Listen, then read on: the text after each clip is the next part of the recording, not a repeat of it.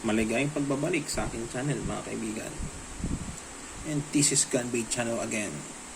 Welcome back, guys.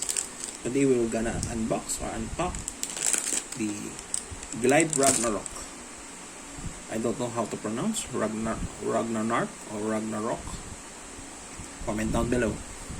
And also the combo on it. So, as you can see, there's no box. I already ordered Beyblade. So this is the Flame brand. Because if you ordered a Beyblade with the box, it comes with the another launcher.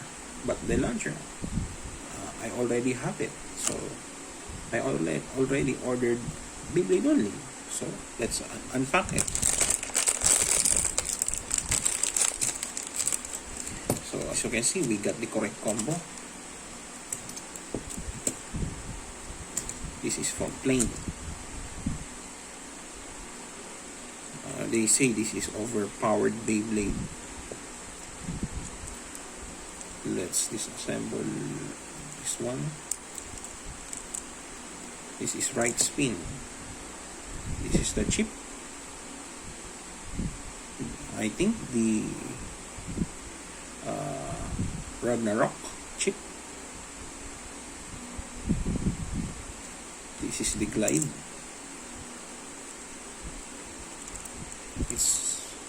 I feel it's moving. It's moving. I think. Oh yeah, it's moving. It has a gimmick. This is the Glide. This one is, I don't know, what do you call this? Please comment down below. 1S. Am I right? 1S. Help me, guys. Okay. This is the chassis. I don't know. I think this is the chassis. This is the layer weight. I don't know. This is the performance tip. It's spinning. Niikot siya.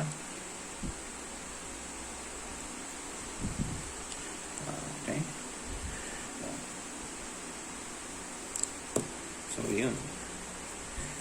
Let's build it. Soon I will gonna battle these Beyblades.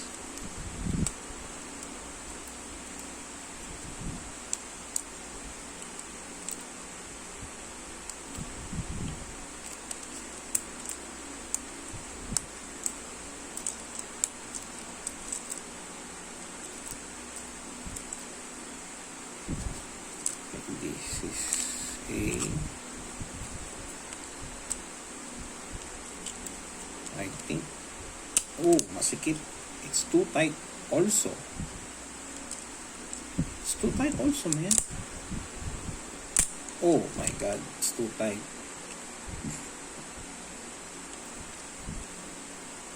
This is the top, this side, and the bottom. Flame brand. Let's compare it on another Beyblade. Brave Valkyrie. Next, the gold one. And the Naked Spriggan. The Naked Spriggan is too thick. So there you have it, guys. My little unboxing of Glide Ragnarok from Flame brand. I hope you enjoy my videos. Please like my videos and subscribe to my channel. It's a big help. Thank you guys for supporting. Also my foreigner friends in India, Cambodia, also in America. Thank you guys for watching. This is Gunbait channel, and I hope you are safe and staying home, and see you on my next video. Goodbye.